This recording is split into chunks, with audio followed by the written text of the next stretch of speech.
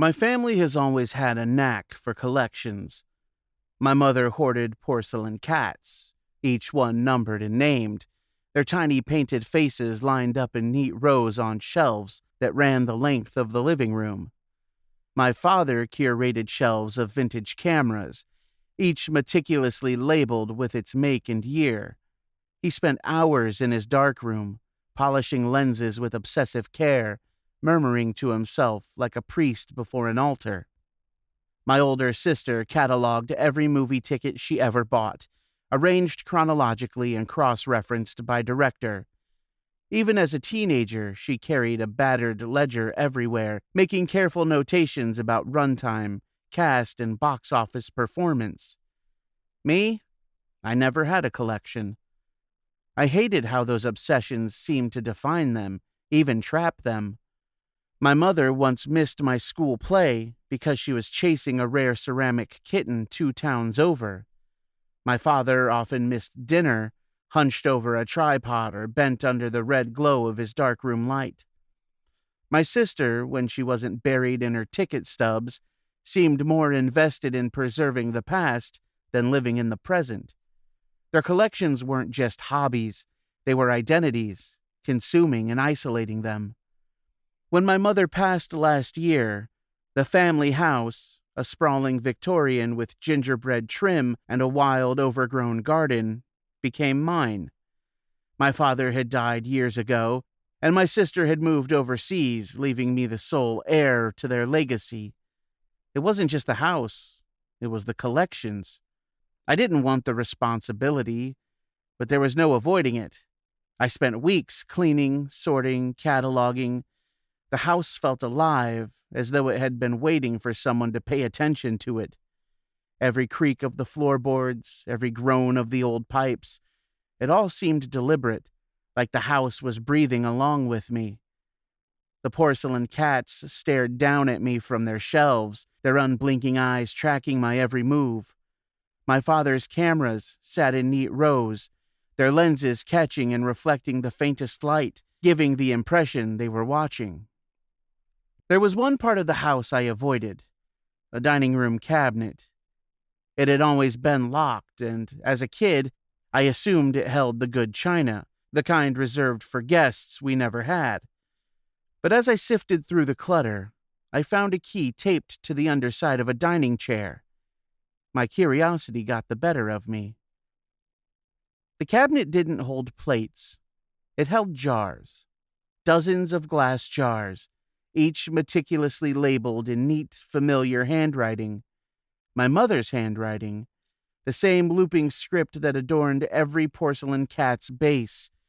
Each jar was filled with a fine, grayish dust that shimmered faintly when it caught the light. I picked one up at random.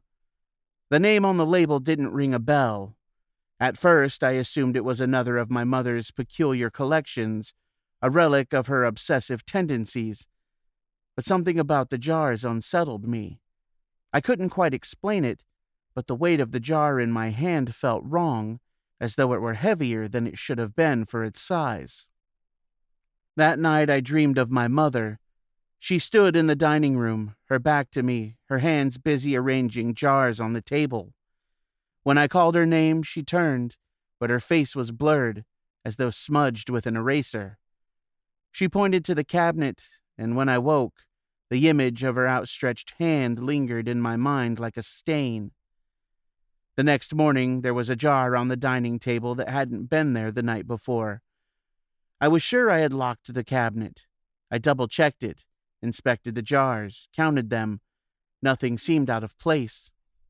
I told myself I must have missed it during my inventory, but the same thing happened the next night, and then a week later. Each of those mornings a new jar appeared on the table, each labeled with a name I didn't recognize. I couldn't shake the feeling that the jars were important. They felt alive in some way, humming faintly in the back of my mind whenever I was near them. Their presence was heavy, oppressive, as though the air around them had thickened. The breaking point came when I started cross-referencing the names with local history. Each name belonged to someone who had gone missing in the area over the past 40 years. My family wasn't just collecting objects, they were collecting people.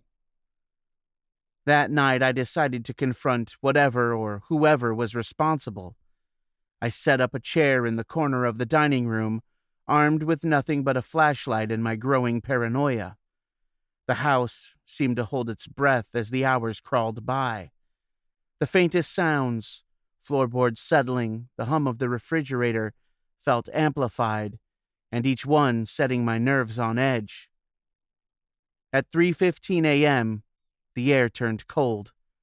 My breath fogged in front of me, and a faint smell of acrid smoke and mold wafted through the room. Then he appeared. The man stepped out from the shadows, impossibly tall, his disintegrating burgundy suit clinging to his skeletal frame. His face was pale, waxy, as though it had been sculpted from candle wax and left too close to a flame. His eyes glinted like polished obsidian, bottomless and unreadable. He moved with a deliberate grace, placing a jar on the table with a kind of reverence. "You're not supposed to watch," he said, his voice smooth and unhurried, like the creak of a slowly opening door. I gripped the flashlight tighter. "Who are you?" He smiled faintly, a smile that didn't reach his eyes. "The collector, of course." "What are you collecting?" I asked, though I already knew the answer. He didn't respond. Instead, he pointed to the cabinet. "Keep them safe," he said. Then he was gone, melting back into the shadows as though he had never been there at all. In the days that followed, I tried to leave. I packed my bags, tried to call my sister, even attempted to list the house online, but every attempt was thwarted. The car wouldn't start, the phone wouldn't dial, emails failed to send, local realtors refused to even look at the property. The house had trapped me. The jars kept appearing, and the names grew familiar. A neighbor, the clerk from the grocery store, a childhood friend I hadn't seen in years. Each one a silent accusation, a reminder of how small and interconnected my world had become. I wanted to hate the jars, to smash them and scatter their dust, free the souls they held, but something stopped me. The jars felt sacred, important, as though destroying them would unravel something far greater than I could comprehend. Then I found the 2 jars hidden at the very back of the cabinet. 2 jars. My parents' names. The sight of them shattered something inside me.